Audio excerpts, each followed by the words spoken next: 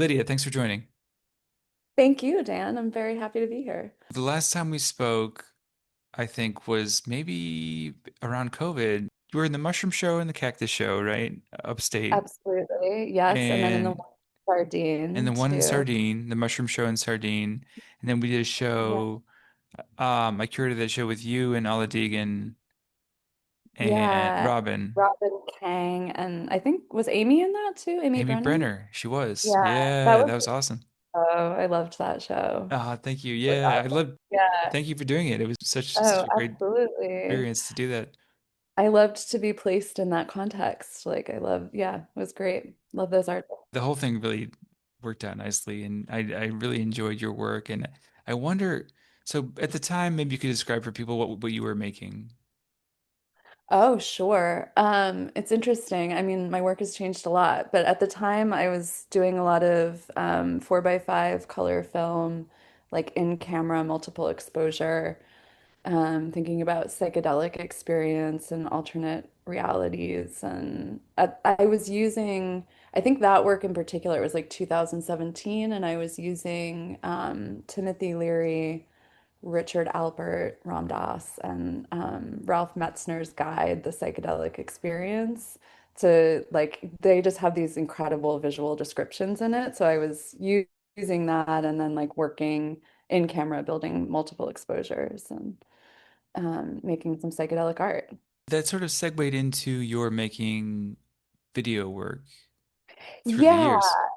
well, it's that actually started really it's interesting. I feel like there's many lines that led to that, but the first time I started working that way was when I was doing a residency in Greece in Athens, and I had just started teaching with Kat Riesing at Alfred when I was teaching there. We were co-teaching a foundations class, and a lot of it was around identity and like performance and how you construct identity and using photography to sort of create these like new worlds or new ways of like imaging yourself. And so I started there. I bought that blonde wig that I use in all my work now when I was in Greece at like some wig shop. And the people thought I was really bizarre that I wanted a wig. Like everybody was getting hair extensions. They were like, "What's wrong with you? Why are you getting this?"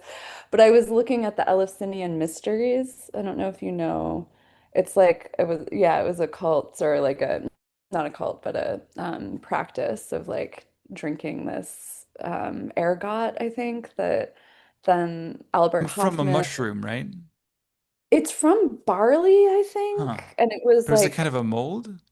yeah, I think so. And Albert Hoffman had studied it. And I think that was like there was some connection between that and LSD. I honestly, my memory is really bad, but Terence McKenna was looking at it too and like talking about the Eleusinian mysteries. There's like a book that he wrote about it. And so I went there to do a residency for a month, and I was like just researching that myth and then sort of creating work in the studio by myself with the wigs. And I mean, it was, I don't, that work isn't that great. I wouldn't really like show that or deal with that now so much, but I think it led to when I got back, I went through this like kind of intense heartbreak, and then I just started putting the wig on and performing with it and making these like kind of confessional style reality TV like fuck you videos, I guess, to this guy that I was mad at. At that time, you were teaching in Alfred, and you did a residency in Yeah. Greece. Hmm. And did you go there specifically because you were interested in the Eleusinian mysteries? Yeah, I went there because it was a friend, somebody I knew had started this artist residency there. And it was run by, there was a Greek woman who ran it, and then there was a group of other international, like European artists who were running it and organizing it. So they had just invited me to come, and I got some money from Alfred to go and spend a month there. Yeah. And then when I came back is when I started really making the video work that's now transformed into whatever it is at the moment. But yeah. So basically, that was the first time that you started working in video. That was the first time that I started working in video. Yeah. And it felt very like compulsive or like it was like I had to do something. I was just sort of going out of my, I don't know, when I don't know if you've ever been in a heartbreak like that where you're just like, I gotta get something out of my body. Like it's just kind of overwhelming me. So, and I was like, I don't want to give this directly to a person, so I'm just gonna like process it through making art, which is like really what I've always done, I think, with art making. It's always super personal, very like kind of auto fiction in a way.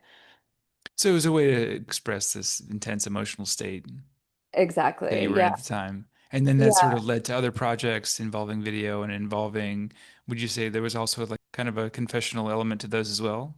absolutely. Yeah. I think you might have seen that show at Essex Flowers in the backspace. That was, I don't know, what was that, like 2019 maybe? I Deep did see Cut. that. Great show. Yeah, thank Yeah. you. That was like just a cacophony of like the scorned hysterical woman, just Yes, I recall.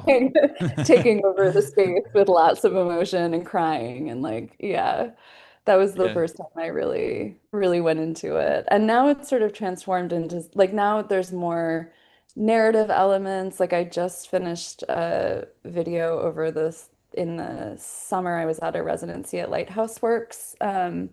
And there I finished this video, Perverted Image, that's 55 minutes or maybe 53 minutes, but it's a narrative like film that I made That's that's, great.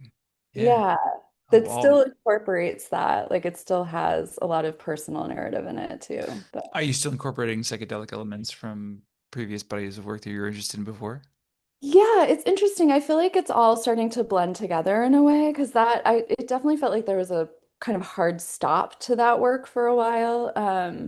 Although I think it's all connected. Like that was really about my healing journey and me sort of dealing with my own like mental health and my relationship to myself. And so I think in a way, I feel like the work that I was doing before, like that kind of psychedelic photography was a more intellectualized approach to what I was doing. And then I got sort of, I don't know, when you get blown open emotionally in some way, that happened to me. And I was like, okay, now what do I do? Like I've done all this healing, I've done all these, like tried all these different things, and now I just feel like a mess of a human again, which I think is what happens to us, like these kind of cycles or relearning things.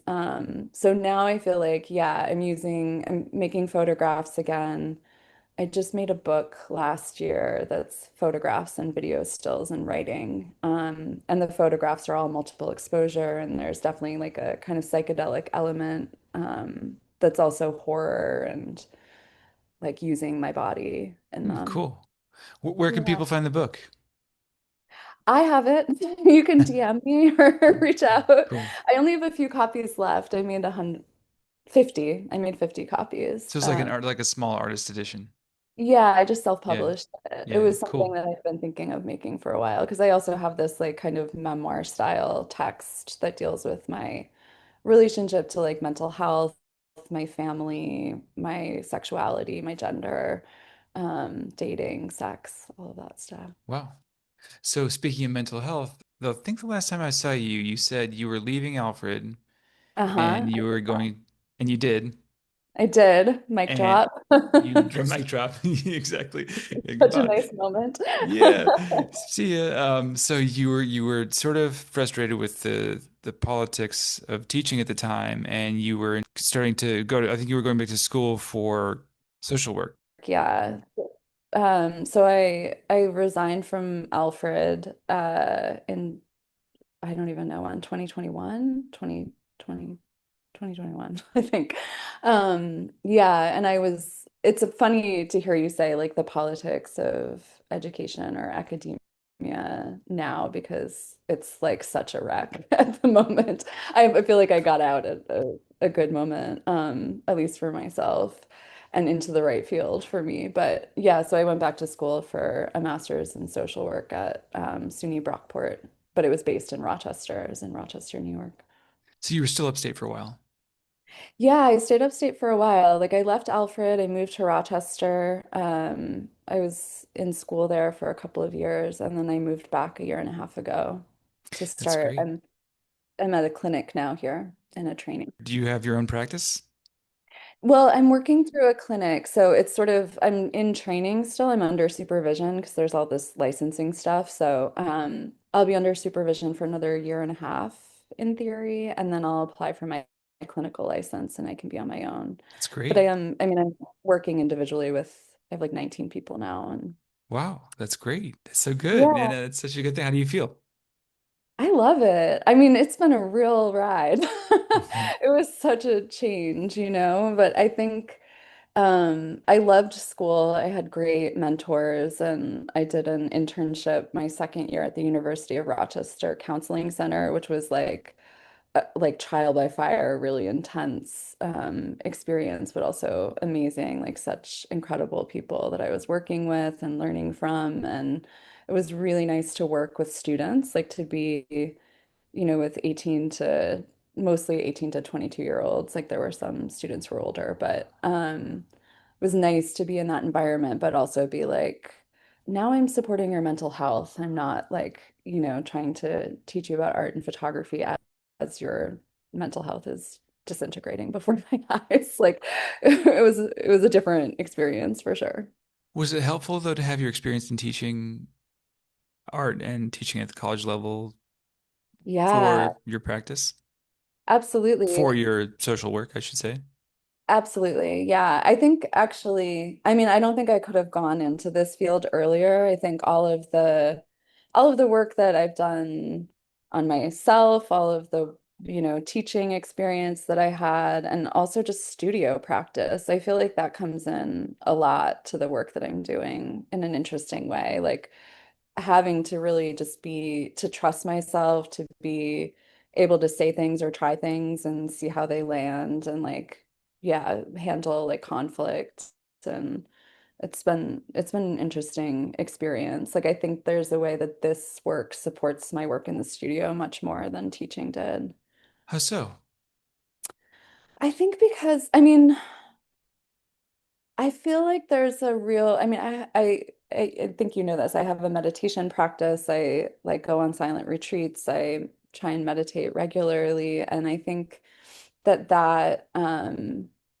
sort of like being in myself, being with other people, opening and having compassion for their experience, like being curious and wondering like how people make meaning of their lives, how people understand themselves, like um, there's something that comes, I think that my studio work is like that for me, like that process of being like, okay, who am I? What am I doing here? What am I like, what's important to me? What do I value? Like, how do I sort of bring that into my work, be vulnerable in it and open myself up and really like let all the messiness out? Like, I think being an artist has helped me learn to trust myself in a way I don't think I would otherwise So they and be both really okay. feed into each other.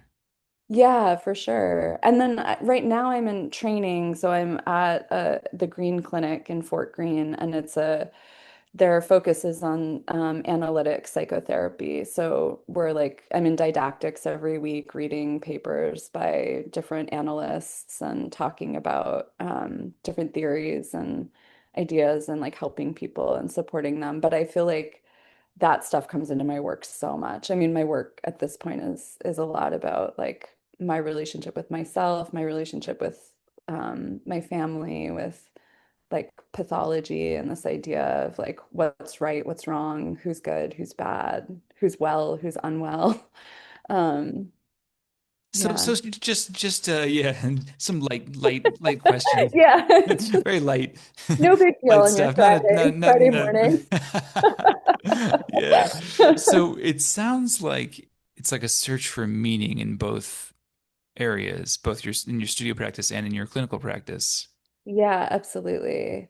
Yeah, and I think like um working, I don't know, there's something really exciting and enlivening for me about working with other people and being let into their like inner worlds and realizing I really believe like truly that everybody's like in inner motivation is to protect themselves or to help themselves. And, we learn all these ways that to do that that aren't helpful to us or that are harmful to us. But like ultimately, that's like the kind of motivation inside of us is to care for ourselves. And sometimes that comes out in really fucked up ways. But I think like being with people in that and then also recognize it's like a reminder to myself too, like when I'm in sessions, I'm like, oh, right, yeah, like we don't have control. And they're like our desire for control or desire to like, have everything go the way we want it to do, like to go is actually a lot of what causes us suffering and like being able to let go, to release, to trust ourselves, like that's where I think healing can come. And I feel like that in my studio and when I'm working with people. And when you're meditating, right? When I'm at, yeah, absolutely. Yeah, that's like it's funny, like I go on silent retreat. I'm not going this year, but I Do you still usually go go. to IMS?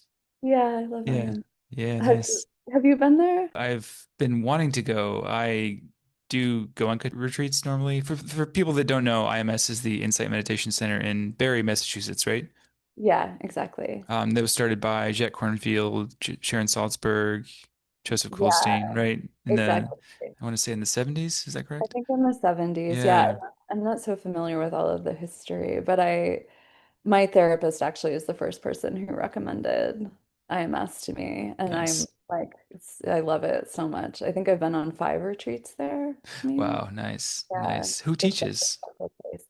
I've been, I just canceled this retreat because I'm gonna go to Miami instead. Oh, it's Like a a little different really experience. like yeah, I know. I was like, should I go to Miami? Because Kat Riesing, my friend who she's gonna be in Nada and she was like, you want to come and hang out with me? And she lives in Arizona now, so we don't get to see each other so So she's not often. teaching in Alfred Oh either. yeah, she She's resigned gone. after I did. Yeah, yeah. Yeah, she's out. We had to get out. I understand. I mean, I always had this idea that I would be teaching at the college level, and that was the object that, oh yeah, of course, you become an art teacher, and then you can just paint and work on your own stuff, and it's great. Oh, yeah, it's Yeah, great. that was like the idea, but so It I was guess my I'm lucky. Yeah, it was yours too. You said, yeah. Um, absolutely. Yeah, that was my fantasy. I was like, I'm gonna be a art professor and it's gonna be so nice and chill and I'm just gonna have all this time for my work and which I did, but they didn't value us. that was the issue, huh? That there was just a problem where it was poorly administrated. It was poorly administrated. I mean, the dean who came in, I won't go on to that into that here, but I had a lot of issue with, and then we just weren't getting raises. I mean, the last year that I was teaching there, and I say this to emphasize how bad it was, I was chair of my or division head of my department, and I had to hire a visiting faculty for a 1 year position who was making more money than I was, and I was tenured associate professor. It was a funding issue or a, yeah, They were just yeah. really like, yeah, it That's was unfortunate. compression. So they were hiring people Wait, say at that like, again. it It was was, called compression. So they were hiring people at like market value. So anybody who was coming in newer was getting paid a better salary than people who had been there longer. And I was there for 9 years. So my salary barely bumped up. Like I got raises for promotion and tenure. And then after that, it was pretty stagnant. And just like not sustainable. And Alfred's like in the middle of nowhere. You'd think like, oh, it's affordable, but if you want to be an artist and exist, like you have to leave, you have to go do things. And it was actually quite expensive to live there. Housing was expensive, so it ended up being just a financial mess. but it sounds like it led to your very positive career change. Absolutely. Yeah. No, I mean, I don't regret any of it. I think I had like an incredible time there. I had really great colleagues. I have Yeah. good friends that are still there. And it's a special place. Like I had wonderful students who I still keep in touch with and I've curated into shows. And I like value that so much. I got to curate shows at Alfred. I got to bring visiting artists. Like, it was kind of a dream for what it was when it was, and then Yeah. it was right for me Yeah. to leave. Everything has a shelf life, right? Yeah, You know, exactly. and And it it's got you this far. yeah, and it's sort of, I mean, it's like I was saying before too, like, working in the studio, you just have to learn to trust yourself and take some risks and be like, okay, that's not right anymore. Like, I'm not happy. What else can I do? Or what can align with my values in a way that feels, yeah, like it's generative. Um, 'Cause you have to check in with that constantly in the studio and just in life because the whole thing yeah, is it's always changing. It's a living thing. absolutely. Yeah. And I mean, going back to retreat, like I think those are the moments where you really, for me, I'm like, oh, I have so much fear, or I'm so aware of like my judgments of other people, my judgments of myself, my fear of judgments from other people. Like there's so much that comes up in that kind of like isolated little microcosm of experience that really brings a lot of insight for me into like where I'm kind of constricted or afraid or holding on to things that aren't serving me anymore. Um, and you asked me who the teacher, and Pascal Auclair is my favorite teacher from IMS. He's from Montreal, a queer teacher. He's great. I love him. I've always Yeah. been a little jealous of the IMS setup coming from a Goenka standpoint. They're amazing. They're such great opportunity. If people get a chance to do any 10-day retreat in the Goenka tradition or at IMS, I'm sure both are just because it's basically you. At the end of the day, it's what you bring to it, what your effort. But um, like IMS has seems a little more um personal in some ways. Oh, yeah. I don't know much about the Guanca tradition, or yeah, I don't know how that works, how those retreats work, but there is a lot. I mean, IMS is cushy. Yeah, Everybody I was says gonna it. say, Like yeah, yeah, oh yeah, yeah, all yeah, the yeah. people that go there, who go to other retreat centers. I mean, I haven't even gone to another one. Talk about like attachment Yeah. problems, right? I'm like, no, that's the right one for me. I'm never leaving. But yeah, it's very like cushy. It's in Central Mass. It's beautiful, and they like, yeah, it's set up to really like nurture and sort of hold you as you're on retreat for sure. It's not. There's not a lot of difficulty just in your mind. That's all the difficulty. Yeah, which is the hardest part anyway. I mean, the Goenka ones are basically like boot camp for meditation. And a lot of Oh, people, I've encountered people that are just like, yeah, I couldn't do it. They go for a few days or they can't do the whole thing. But you really have to focus on the internal stuff. It's happening in you, within you. There is external concerns, but if you can really just focus on the practice, on the instruction, it's very helpful. But I wanted to just go back to something you said about vulnerability. yeah, please. You think that things that people do that are unhelpful or harmful or even helpful are attempts for self-preservation? Yeah, I mean, I think that I have, and there's a million different theories and ideas about this, so I recognize that this is just my belief or perspective, but I think that, but I mean, it comes from other theories and ideas too. I think that like when we're born and when we're in our families or however we're being raised and taken care of or not taken care of, like we find ways to get what we need, right? So like they might not be the most helpful ways, but they might have functioned in our fair like family systems and with our caregivers, like with whatever we were as we were growing up, like whatever we needed to get, we tried to find ways to get that, right? And if our world isn't set up in a way that's really supportive and like really sort of nurturing and helpful, then we might be finding ways to do that that are actually harmful ultimately. But in the moment they work, they get us what we need or they protect us in some way.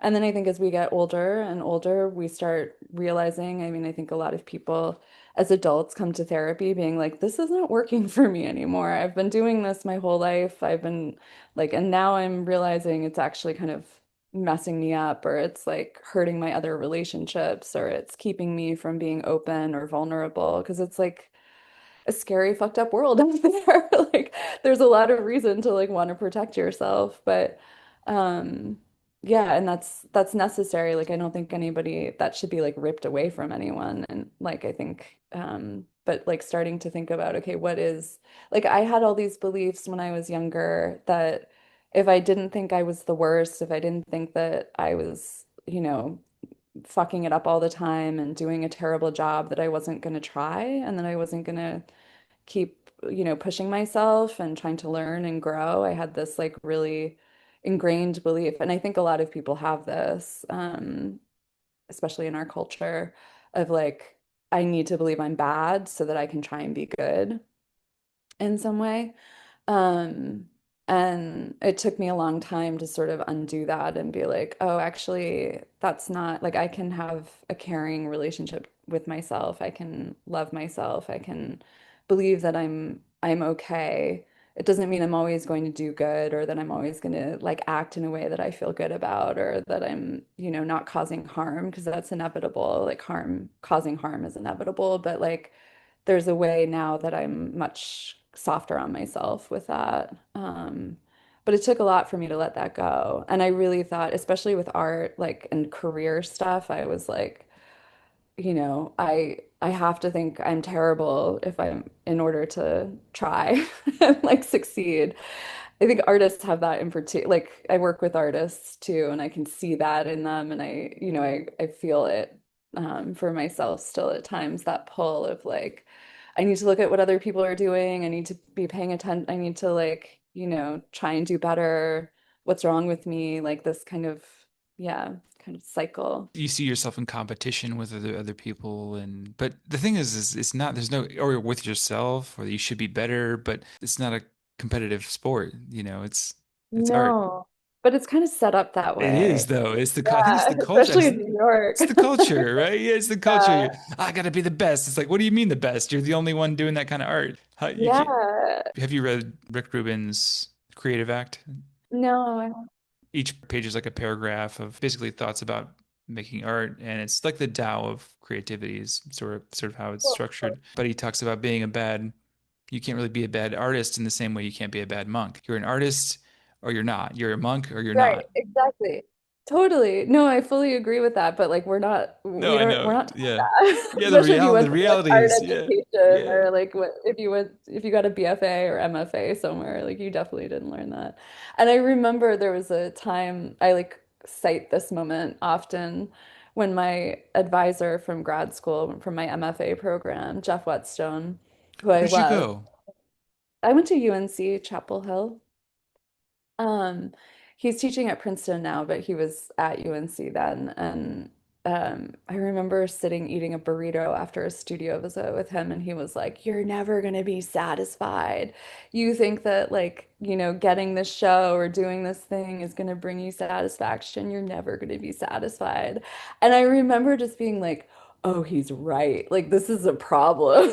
Like, I don't want to keep in this cycle. Like if I keep going like this and, thinking that the next thing is going to be the thing that really makes me feel like an artist and really like gives me that sense of like peace with myself. It's not like the external things aren't going to give it to me. It's not going to happen.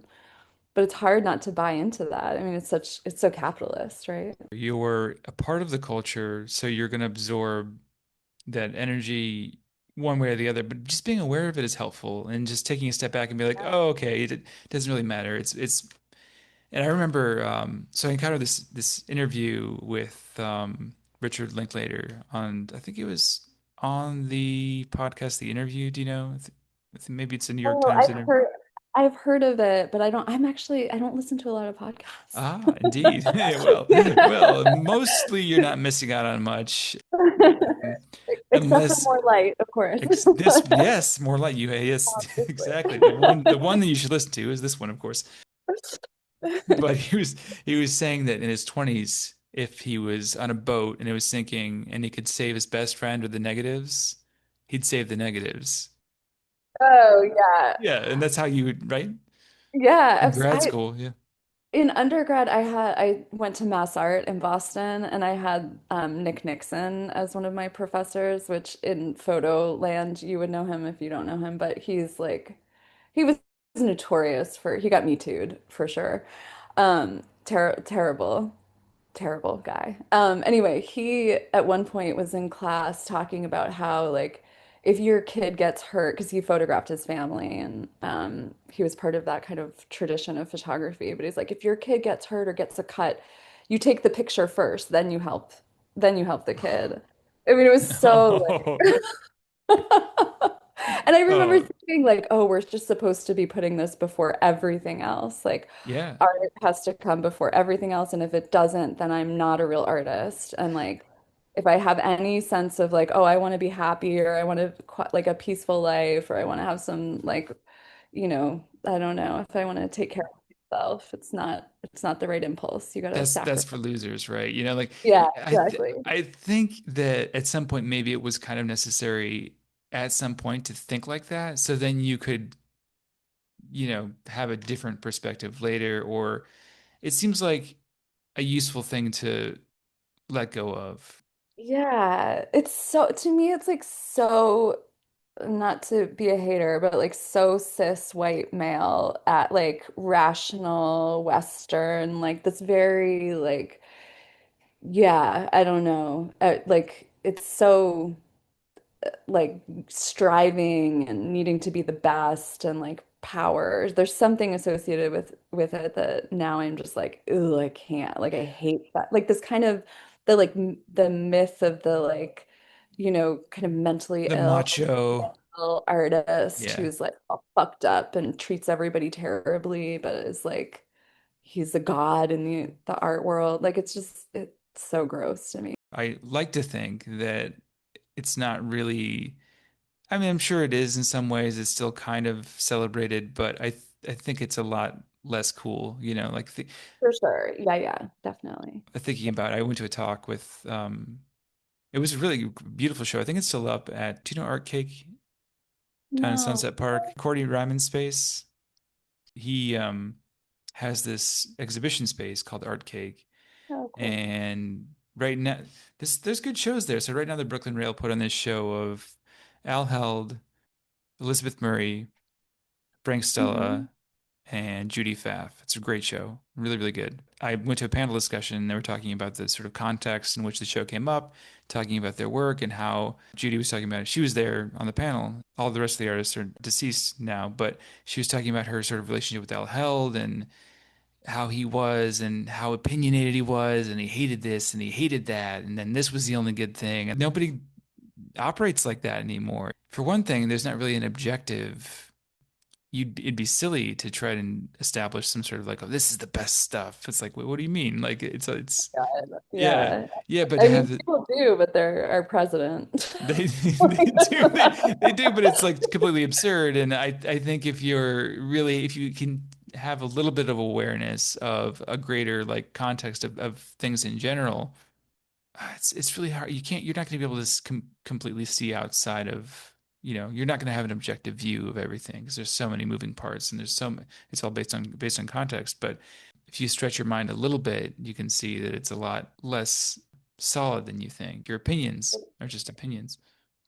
Yeah. I mean, I think, and they're so like rooted in your experience, how you grew up, what was around you, who was around you. Like it's so, yeah, absolutely. I mean, I think it's, I think there will always, people are always going to be like, oh, I know, or this is it, or this is the right way, or this is the wrong. Like, I think people try, like, we're trying to not do that as much anymore.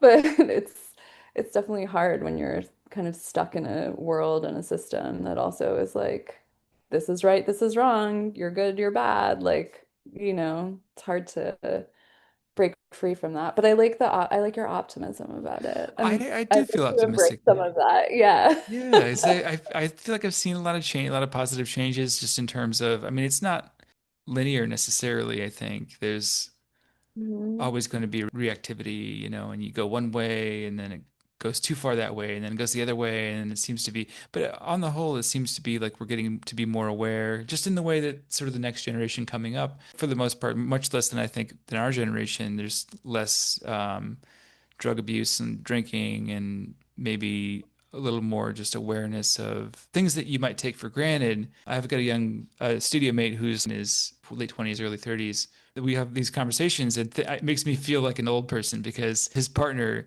refers to themselves as they, not she, her. And I have such a hard time. So their name is Linda. And I was like, oh yeah, so what's she doing? And he's like, oh, they're doing, and he's not offended at all. And Linda's not offended Yeah. either.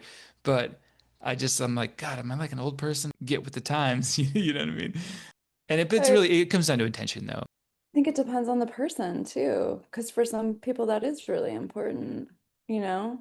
Like I think, and intention matters for sure, but like, yeah, I think this is like a tricky area because intention does matter, yes, but impact, like, and how you affect another person is like very important, right? So maybe it's not as big of a deal for some people, or maybe they have reason for, yeah, being more like it's cool, no big deal. But then I think for some people that can be really painful, like a painful experience to not be recognized as they are, you know. And like regardless, not just speaking of gender, like, you know, any way we identify or are seen, like if you're not feeling seen, it feels really bad, you know? You feel like you're just, yeah, you're not being recognized. Humanity, like It's, such a yeah, powerful thing, right? Like when it somebody is. recognizes, I was talking about this with, I just met this person I'm in a relationship with now. I met his mom yesterday, and she was talking about just like helping this woman. She saw her like struggling, and she was like, I'll give her a ride. And this woman was really surprised by his mom like doing this, and I was like, yeah, you're just like recognizing her as a human being and recognizing that like just because she's different from you, she's not scary. She's not like most people. I don't know that I coming back to New York after the pandemic and in the middle of like everything that's been happening here pre-Trump. I mean, it's gotten worse, right? Post-Trump, but even pre-Trump, like just with the trains and everybody being really scared and nervous of like people experiencing mental health crises and like there's this idea that you're just going to get attacked or that people are dangerous and that you need to be protecting yourself from them. And most of the time, people aren't actually trying to hurt you and probably aren't going to hurt you.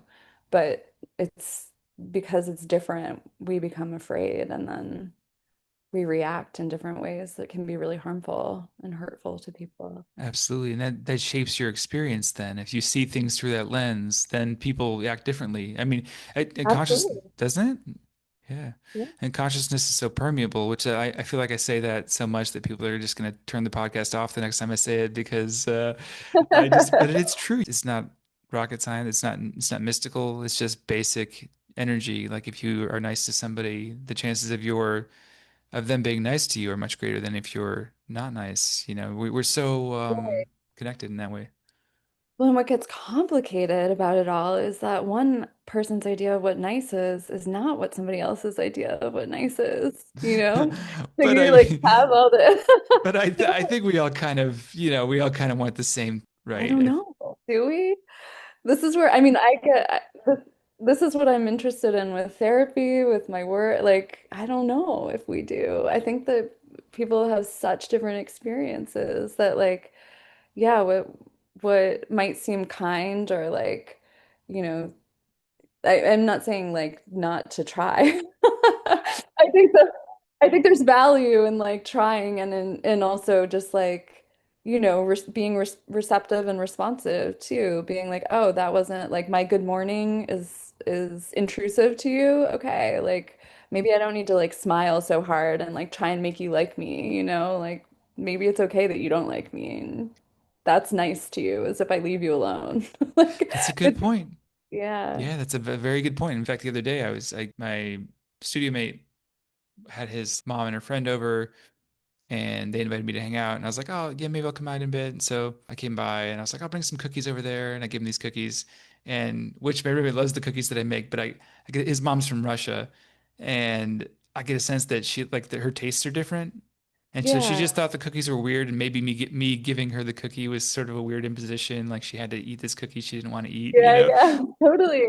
Exactly. Yeah, you don't know like what somebody else needs. I mean, I think that's what I love about being a therapist because it's like so intense sometimes, but I'm also like, oh, I don't know what you need. Like my job is not to tell you what's wrong with you or to tell you what you need or tell you what's right with you or like, what's going to help you. I don't know that information, especially I mean, I think where it's like it can be easier if somebody has shares a very different idea or doesn't share identity with me or we have very different experience. I can be more like, okay, I really don't know. Like I can be more open and curious and like, you know, do my best to like meet somebody where they are. But I think if you have these shared identities, it can get even more nebulous sometimes because you're like, oh, you're like me, right? I know what you need, or I think I know what's gonna bring you peace or joy, or like, yeah, let me help you. And I think that's even where it gets trickier because you're like,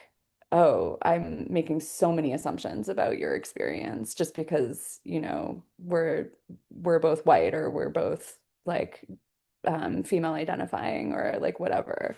We're both queer. Like I can make so many assumptions that are just not accurate 'cause everybody's different. Yeah, that's right. We all have to figure out what's right for us as individuals. And that's what it's really a gift to be able to ask these questions.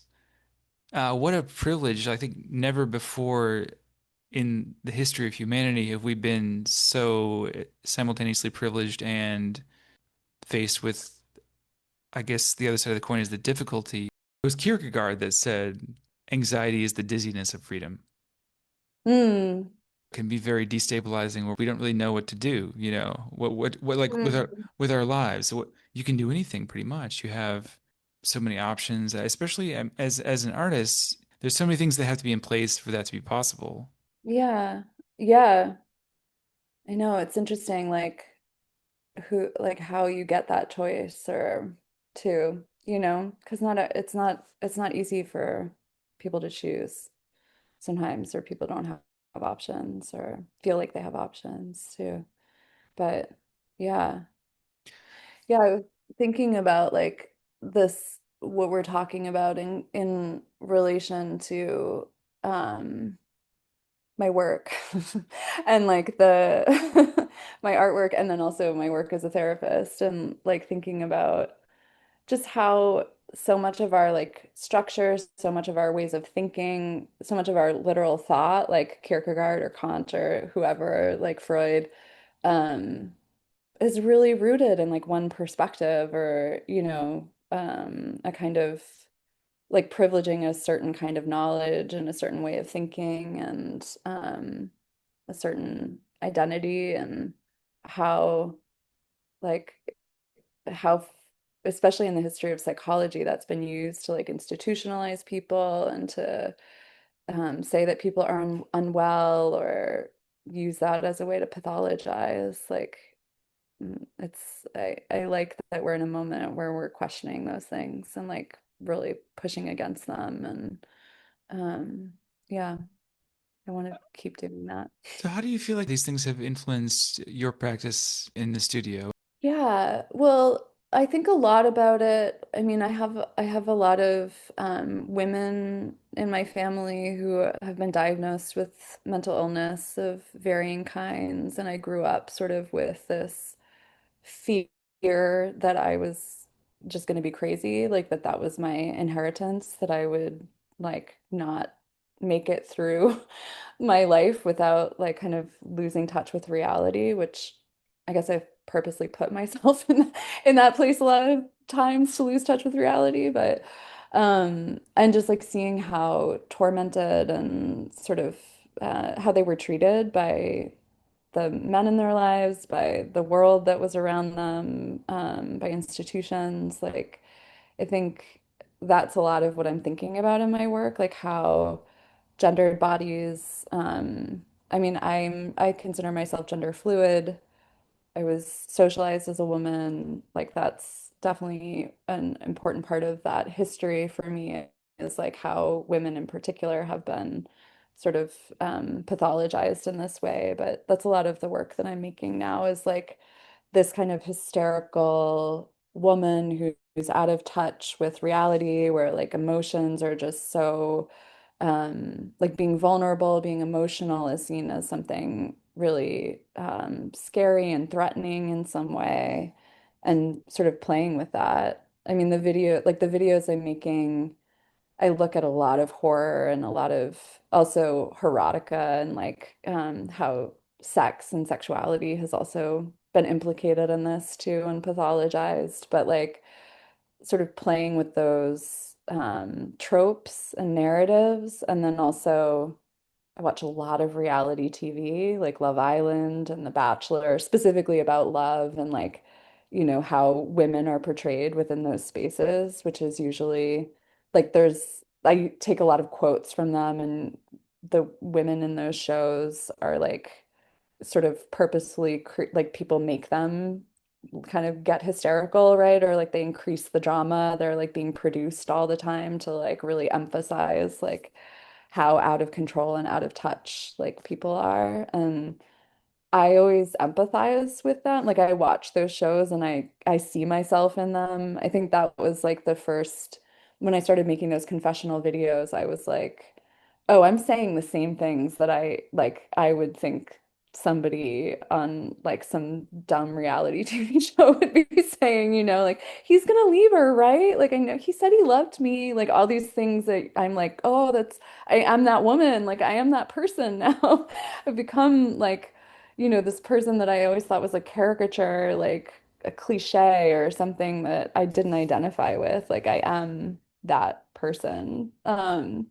So yeah, I don't know. I think it all comes in through like the performances that I do or my own heartbreak, my own experiences, like my relationship with myself. There's a lot that kind of gets mixed up in them. So would you say that you don't necessarily see a clear divide between your work, there's like your work in the studio, your work in at the clinic. They seem like they're Yeah. they're pretty connected. They're really connected. I mean, obviously I'm not like I think a lot of the ideas and the way I've been thinking about my work is me breaking down like these kind of old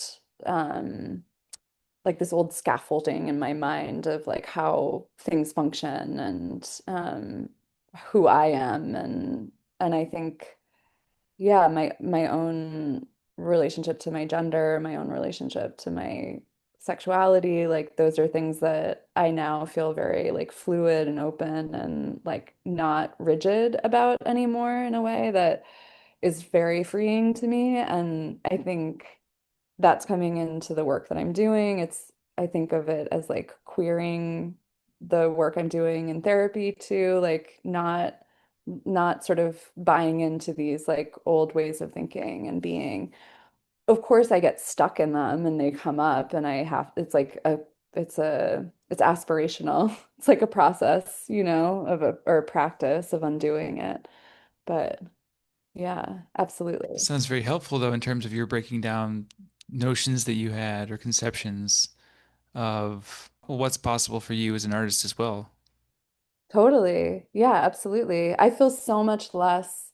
I mean, it's really interesting to me since I left academia, since I started working as a therapist, like my material like well-being and sort of financial stability is no longer connected to my art in any way. Like I'm not teaching art, and it's not like dependent on that. And then I'm just working as a therapist, so my studio is like whatever the hell I want it to be, and nobody can tell me otherwise.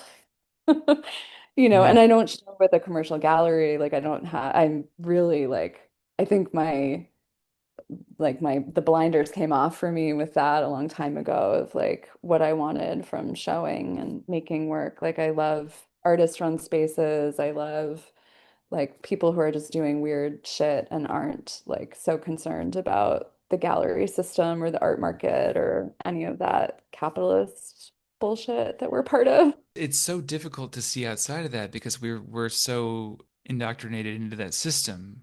We think, well, what else Yeah. could there be? But I think I was really excited about when NFTs were first starting, and I know Oh, there's a lot of shady stuff going on there, like everywhere, but it really opened the door, I think, for a different kind of system that different things were possible, that there could yeah. be a different relationship between collectors and artists and between the system and artists, and then artists would have a little more agency. And I think there's still a lot of possibility there in that space. And I think it's about finding different routes, because right now there's just a very small amount of galleries and an extremely tiny amount of artists that basically get most of the resources. Hmm. And often it's confusing as to Yeah. why this particular thing, why is this important? Why, and nobody really knows, but there's like this endless stream of stuff that these tiny amount of galleries they're the gatekeepers and they can decide who gets shown, what gets. But I think things are changing. I think this sort of recent crash in the art market I've talked to quite a few people that think it's probably a positive thing that the serious people will stay and the ones that are kind of like in it just for maybe not for the right reasons or they're not very serious, they want to invest in something or get into it because it's cool just at the time, whatever it is, will kind of fade away. So perhaps this is a good shakeup happening. It's funny you just said not here for the right reasons. It's such a reality TV. That's like the classic reality TV line. Really? Yeah, they're always like, "Oh, you're not here for the right reasons." What in like So a dating funny. show, a reality show? Yeah, Is that in what they're saying? I feel like there's any reality show, they're like, "Are you here for the right reasons?" What would be Like, the right reason? Like, are your oh, that you're intentions pure? serious? That yeah. Yeah, Yeah. like that you're really, I mean, usually with love, of course, it's like, oh, they're just here for the clout or they're here to get Yeah. like Yeah. Instagram famous or Well, whatever. the only reality show that I really watch is the Great British Baking Show. So I don't, Oh, because that's reality show light. That's yeah, like that's why. Yeah, yeah, they're nice to each other. I like you that. don't get into the darkness No, like I I can't. Yeah, it's too crazy. I can't get into that. just rough and Yeah. fair. I think that I want to just sort of circle back on. Oh yeah. It seems like both your clinical practice and your studio practice is really a search for meaning in your life and to help Yeah, other people find their own meanings in their lives too.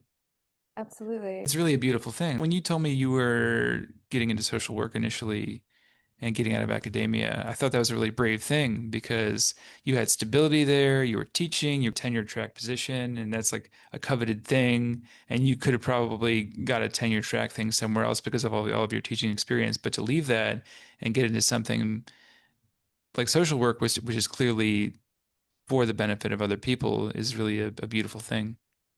Oh, thanks. Yeah, I mean, I don't want to. I definitely want to earn some money too, and like support myself and Well, like you got not to live. like survive in New York and make art. But like, yeah, no, it feels. So I don't want to sound like I'm so altruistic and like I, I just gave everything up to like But you sacrifice wanted myself. But a rewarding job, exactly, fulfilling yeah. work that still you can live.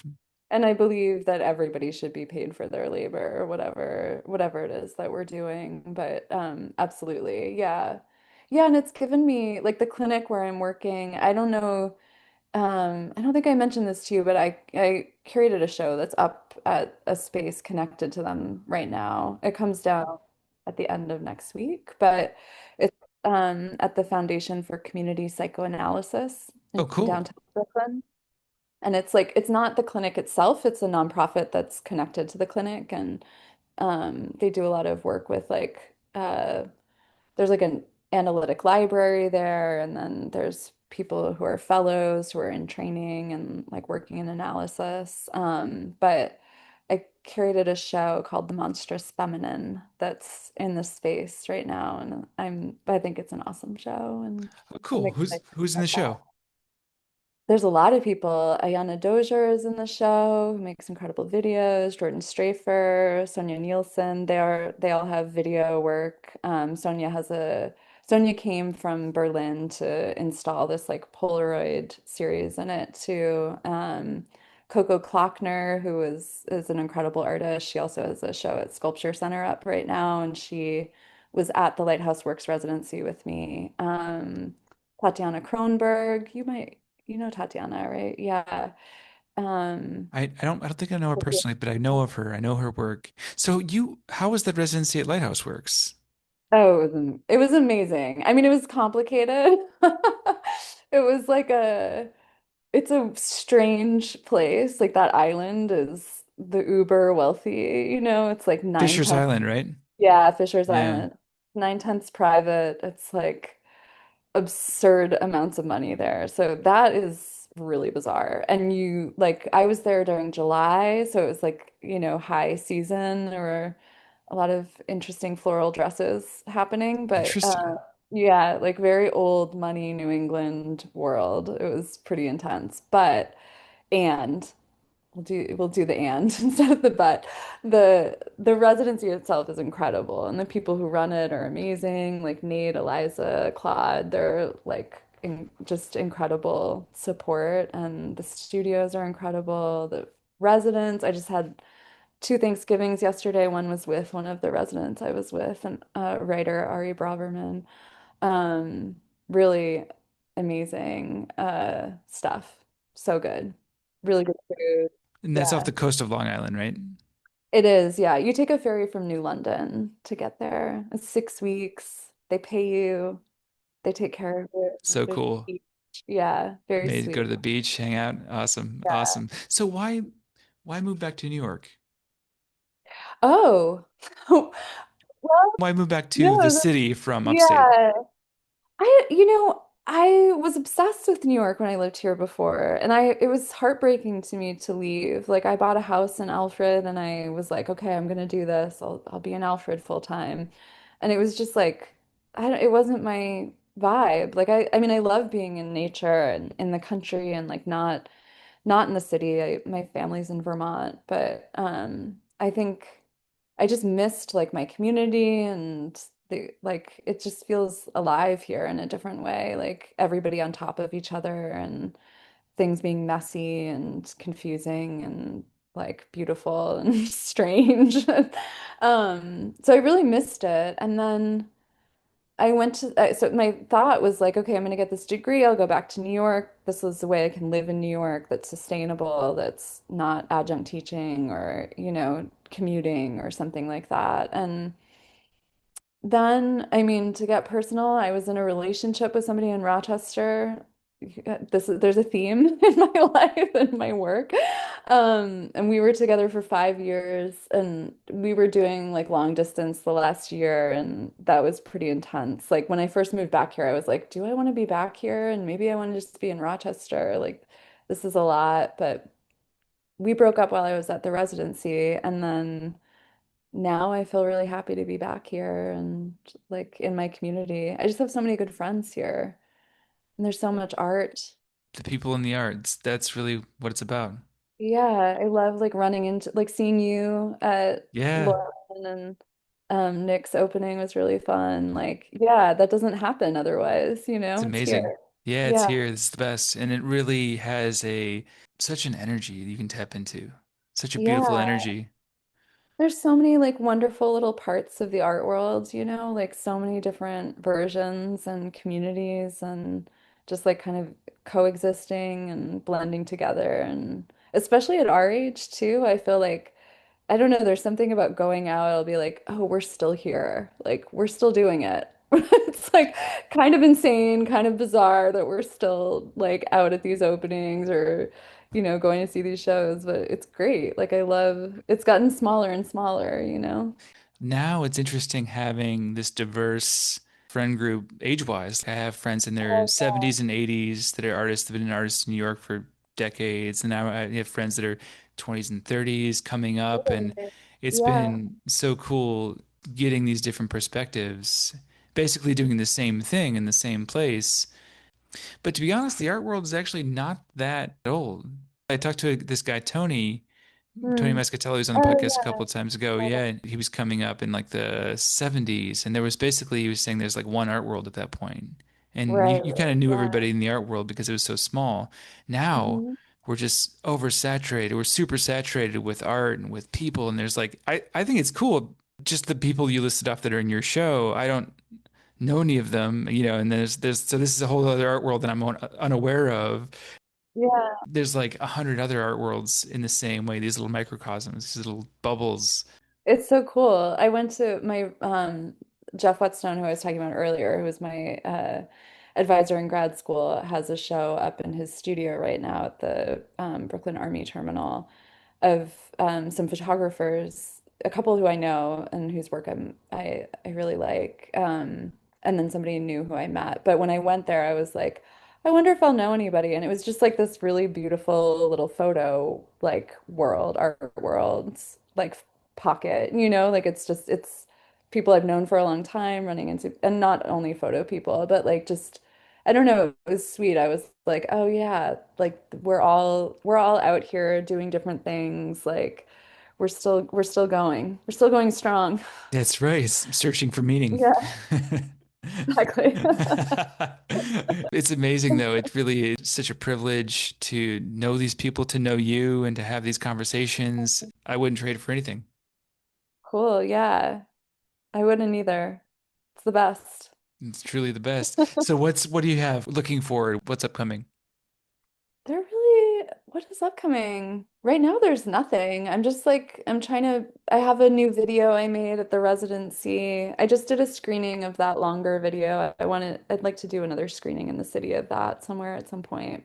And I've made a shorter video. It's like 20 minutes when I was at the residency, and I have a bunch of photographs. So I'm just starting to make some more photographs, look at things, just like some studio time. It is really liberating to decouple yourself from the commercial art world in that way, or feeling like you have to. Yeah. I remember being very self-conscious when people would ask me, so do you have any shows coming? Because I was showing for a little while there, and then I kind of stopped. I remember feeling self-conscious of people asking, do you have a show? And then if you say you don't have a show, you feel like, oh, I should have a show. What a loser I am. Yeah.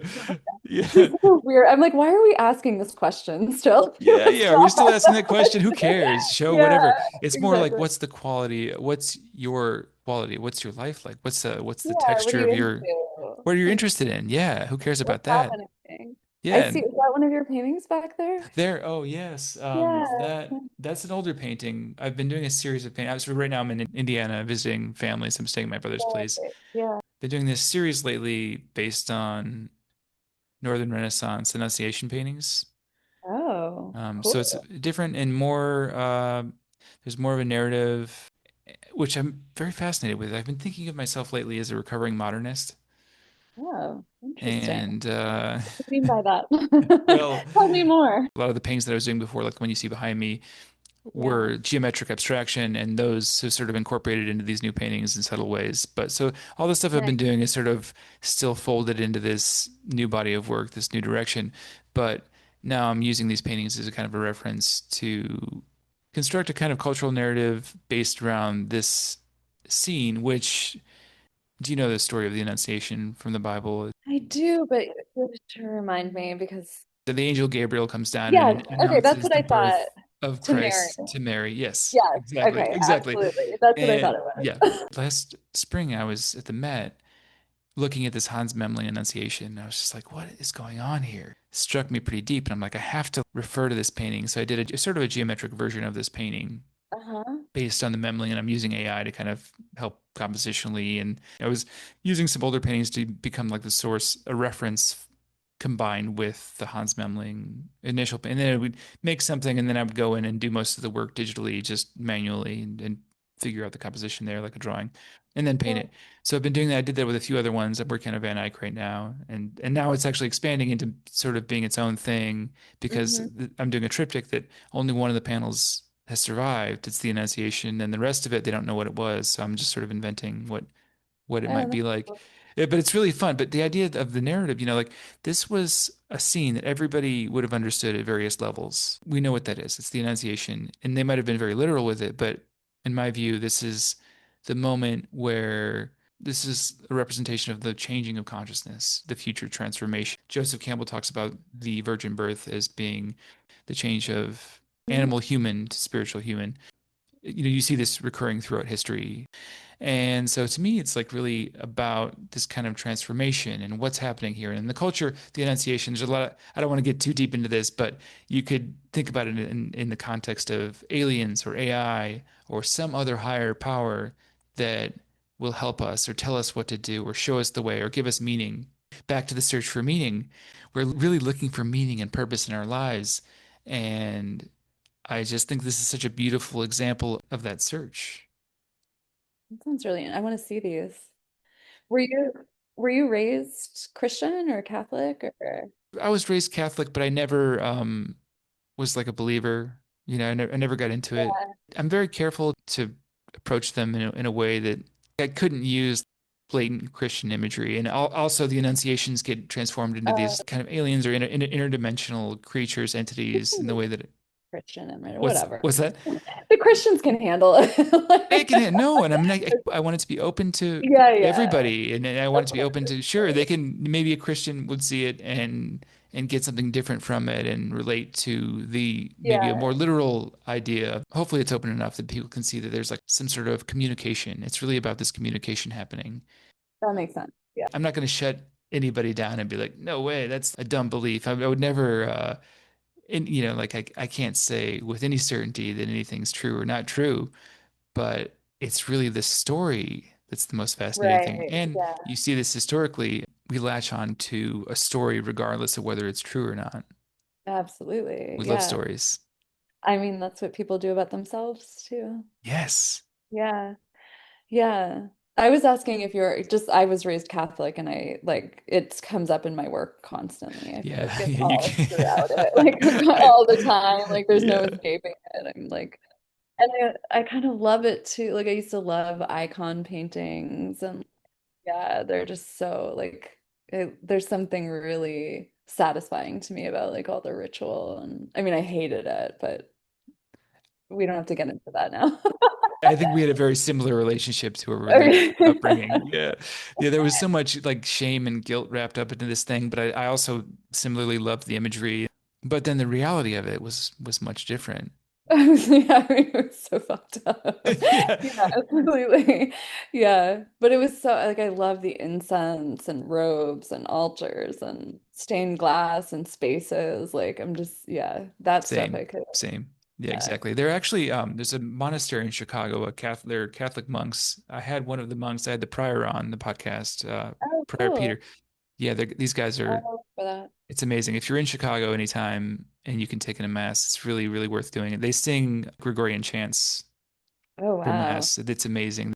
Well, Lydia, I don't want to keep you too long. So is there anything else you'd like to add before we go? No, this was really nice, Stan. Thanks for asking me to do it. I really appreciate your doing it. It feels good to like, I don't know, after, you know, a few years of going through this process and settling in and sort of being like, okay, who am I now? It's nice to think about it in a condensed way. Yeah. Absolutely. And so do you feel like having this clinical practice and having your own practice as an artist gets you to a place where you're confident in who you are? I think so. Yeah. I think so. I don't say that very confidently, but yeah, yeah, But for that's sure.